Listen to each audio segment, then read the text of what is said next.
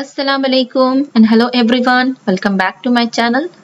आज का जो वीडियो है ना वो सारी ही जो हाउसवाइफ हैं जो किचन में काम करती हैं और जिनके लिए बहुत सारी परेशानियां भी होती हैं जब हम इस तरीके की वेजिटेबल्स वगैरह जो है वो लेकर आते हैं और फिर हम सोचते हैं कि इन्हें हम स्टोर कैसे करें ताकि ये ज़्यादा दिन तक जो है वो अच्छी पोजीशन में रहें और हम ज़्यादा से ज़्यादा जो है वो इन्हें यूज़ कर सकें। और जो चीज़ें खराब हो रही हैं हम उन्हें कैसे जो है वो यूज़ करके उसे खराब होने से बचा सकते हैं। तो बहुत सारी चीज़ें ऐसी होती हैं किचन में जो हम फेस करती हैं लेडीज़। तो आज का जो वीडियो है ना वो उसी के बेसिस पर है। आज जो है ना मेरे पास ये ग्रीन चिलीज़ और करी लीव्स थे। तो मैं उन्हें किस तरीके से स्टोर करती हूँ वो मैं आप लोगों के साथ में शेयर कर रही हूँ। तो यहाँ पर ग्रीन चिलीज़ को सबसे पहले उनकी जो डंडी होती है ना वो हमें रिमूव करना होता है। क्योंकि ये जो डंडी का पार्ट होता है ना ये सबसे पहले जो है वो गलना शुरू होता है, खराब होना शुरू होता है। अगर हमने इसे ही रिमूव कर दिया ना तो जो शेल्फ लाइफ है ना वो काफ़ी बढ़ जाती है। तो जितनी भी ग्रीन चिलीज़ है आपने सबकी जो डंडियाँ हैं ना सबसे पहले आपने उसे ही रिमूव कर देना है।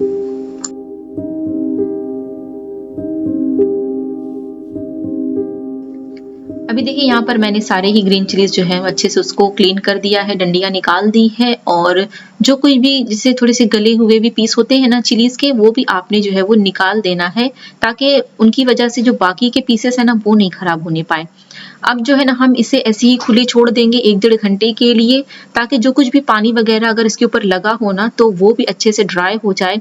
तो फिर ये जब आप इसे स्टोर करेंगे तो वो ज़्यादा दिन तक अच्छे से रहेगा। तो अब आते हैं यहाँ पर हम करी लीव्स की तरफ।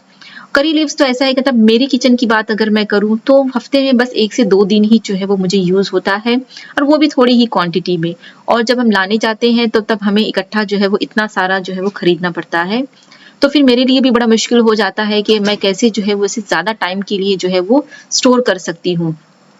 तो यहाँ पर मैं जो हूँ ना सारी ही जो करी पत्ती का जो पत्तियाँ हैं ना वो मैं सब निकाल लेती हूँ और उसके बाद मैं अच्छे से इसे ना वॉश कर लेती हूँ उसी टाइम पर। अब वॉश करने के बाद जो है ना हम इससे जो कोई भी आप या तो कोई बड़ी ट्रे ले लें या तो कोई बड़ी प्लेट ले लें जिस तरीके से मैंने ली है और यहाँ पर मैंने इसके ऊपर जो है ना एक टिश्यू पेपर रखा है। अगर आपके पास नहीं है तो आप जो है न्यूज़पेपर रख लीजिए या तो आप किचन में कोई भी हम ऐसा कपड़ा हम अक्सर रखते ही हैं जिसके ऊपर हम जो है वेजीज़ को डाल सकें या किचन के कोई भी काम में अगर वो कपड़ा हमें यूज़ करना हो तो हम जो है वो उसे यूज़ करते हैं। तो सेम वैसे ही कपड़ा जो है वो आप लेकर के फैला लीजिए और उसके ऊपर जो है ना इन सारे करी पत्ते को स्प्रेड कर दीजिए अच्छे से ताकि वो खुला उनको स्पेस मिले तो वो जल्दी से ड्राई हो सके। अभी यहाँ पर चूँकि मैं इतनी स्पेस नहीं थी मेरे पास तो मैंने बस इसे दूसरा टिश्यू लिया है और थोड़ा बहुत जैसे टैप करके उसका पानी जो है ना वो निकाला है। और यहाँ पर ये जो ग्रीन चिलीज़ थी ना हमारी ये भी अच्छे से जो है ना वो ड्राई हो गई हैं। तो अब देखिए ये मेरे पास ना पहले का स्टॉक है। ये तकरीबन 1 महीना पहले ये ग्रीन चिली मैंने लाई थी। अभी भी आप देख सकते हैं कि इनकी पोज़ीशन क्या है। बस चूँकि थोड़ी कम हो गई थी इसलिए मैंने और नया मतलब स्टॉक में ले आई हूँ। तो अब इसे भी हम यूज़ करेंगे लेकिन इसके साथ-साथ सबसे पहले हम इसे जो है वो स्टोर करेंगे। तो आपके पास जो भी कंटेनर हो अगर एयर टाइट हो तो बहुत अच्छी बात है, लेकिन अगर वो ना हो तो जो भी आपके पास हो आप वो यूज़ कर लीजिए। तो सबसे पहले जो है ना या तो आप उसे वॉश कर लीजिए या तो फिर जो इसके ऊपर मॉइस्चर जो कुछ भी लगा हुआ है ना वो आप क्लीन कर लीजिए। मैं इसे फ्रीक्वेंटली 1-2 इस्तेमाल के बाद जो है वो इसे वॉश भी कर लेती हूँ क्योंकि इतना ख़राब नहीं होता है, एकदम क्लीन ही होता है, आपको खुद दिख रहा होगा। तो बस जो मॉइस्चर था ना वो मैंने सब अच्छे से साफ़ कर दिया है। तो अब मैं एक टिश्यू मैंने लिया है और इस टिश्यू के अंदर जो है ना मैं ये सारी चिलीज़ जो है वो डाल दूँगी। सेम अगेन अगर आपके पास टिश्यू पेपर ना है तो आप न्यूज़पेपर जो है वो यूज़ कर सकते हैं। बहुत सारे लोग तो मैंने देखा है कि इस कपड़े के अंदर जो है वो उसे रैप करके जो है वो कैरी बैग में रखते हैं, तो उस मेथड से भी जो है ना वो चल सकती है। तो जो आपके पास फैसिलिटी हो आप उसे यूज़ कर लीजिए। तो जो कुछ भी लेफ्ट ओवर जो टिश्यू साइड में था ना वो भी मैं इसके ऊपर इस तरीके से कवर कर दूँगी क्योंकि ढक्कन से भी अक्सर जो है वो पानी जो है वो जमा होकर नीचे गिरता है। तो जब वो गिरे तो टिश्यू के ऊपर ही गिरे और टिश्यू जो है वो सारा कुछ एब्ज़ॉर्ब कर ले। अब वो चिली आराम से जो है वो स्टोर कर सकते हैं आप 1-2 महीने के लिए। अभी ये क्लिप जो है ना ये 2-3 दिन के बाद की है जब ये जो सारे करी पत्ते थे ना ये सब ड्राई हो गए थे। और देखिए ड्राई होने के बाद भी जो इनका कलर है ना वो मेंटेन है, ग्रीन कलर ही है और ये ऑलरेडी वॉश की हुई है ना तो बस आपने सिंपल बस ऐसे ही निकालना है और इसे पकाने के लिए यूज़ कर लेना है। आपको उसको दोबारा से धोना भी नहीं पड़ेगा। तो बस इस तरीके से टिश्यू में ना मैं इसे अच्छे तरीके से रैप कर दूँगी सब तरफ से।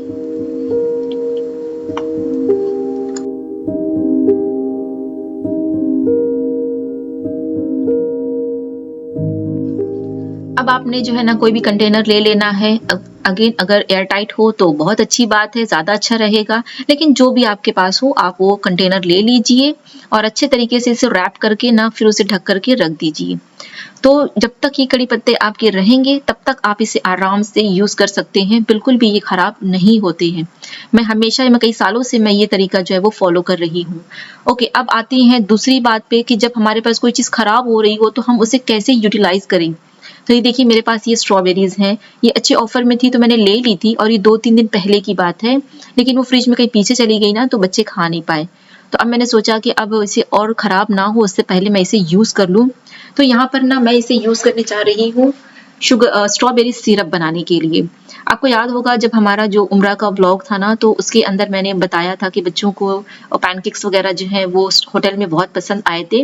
तो वहाँ पर जो टॉपिंग्स थी ना उसके अंदर एक स्ट्रॉबेरी सिरप भी था। तो बच्चों ने बड़े शौक से जो है वो उसे खाया था।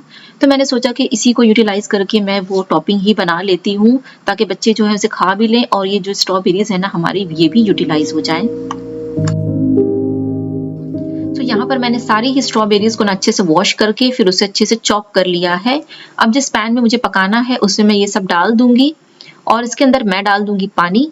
यहाँ पर मेरे पास 200 ग्राम के करीब जो स्ट्रॉबेरीज़ थी जिसके लिए मैंने 1.5 कप तक का पानी जो है वो डाल दिया था।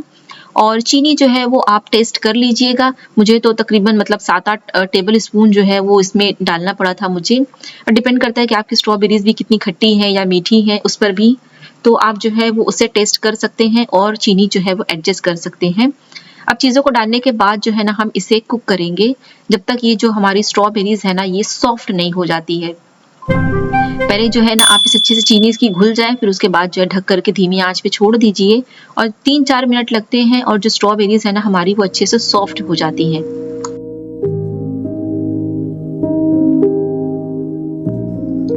अब इसे आपने सिर्फ स्ट्रेन कर लेना है किसी भी स्ट्रेनर की हेल्प से और ये जो कुछ भी आपका ऊपर जो लेफ्ट ओवर पल्प बच जाता है ना इसे भी आप प्रेस कर कर के जो जितना भी उसके अंदर अभी भी बचा होगा ना पानी वो सब आपने निकाल देना है। अभी देखिए ये पल्प जो है बच गया है तो अब मैं इसे डिस्कार्ड कर दूंगी और अभी ये जो हमारा स्ट्रेन किया हुआ ये जो सिरप बचा है ना इसे हमें वापस से कुक करना है। तो ये सेम पैन है जिसे मैंने पहले पकाया उसी में मैं जो है ये पूरा सिरप डाल दूंगी और वापस से इसे हम कुक करेंगे जब तक इसकी जो कंसिस्टेंसी है ना वो एक सिरप वाली जो है ना वो नहीं आ जाए। जिस तरीके से पोर करने से आपको समझ में आएगा कि हाँ मतलब इतना थिक होना चाहिए कोई भी सिरप तो उतनी कंसिस्टेंसी तक आपने इसे कुक करना है। अब देखिए वो भी हमारा कुक हो गया है तो एक कंटेनर में अभी हम निकाल लेंगे ताकि थोड़ा सा ठंडा हो जाए।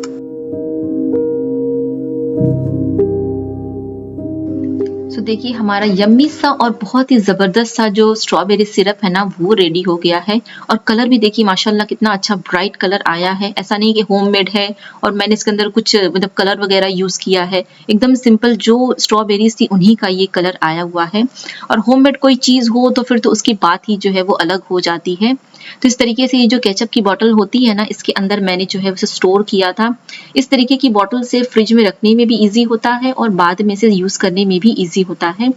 तो आप भी कभी इस तरीके से अगर आपके पास लेफ्ट ओवर स्ट्रॉबेरीज़ हो या तो आप जो है ऑफ़र में आपको अच्छी मिल जाए ना तो आप ढेर सारी ला करके इस तरीके से बना करके आराम से 2-3 महीने के लिए स्टोर कर लीजिए। बच्चे भी खुश रहेंगे, आपका काम भी ईज़ी हो जाएगा। तो यहाँ पर मैंने बच्चों को जो है वो पैनकेक भी बना दिया था तो बच्चों ने तो बड़ा ही एन्जॉय करके जो है वो इसे खाया। आई होप आप लोगों को भी ये जो मेरा पूरा मतलब व्लॉग है आज का जिससे मैंने आप लोगों के साथ बहुत सारी टिप्स एंड ट्रिक्स शेयर की हैं जिसकी अक्सर जो है वो लोग खोज करते रहते हैं। तो अगर आपको ये वीडियो अच्छा लगा है ना तो प्लीज़ इसे लाइक भी कीजिएगा और इसे शेयर भी कीजिएगा और चैनल को सब्सक्राइब भी कीजिएगा। तो मिलते हैं आपसे अपनी अगली वीडियो में, तब तक के लिए अल्लाह हाफ़िज़।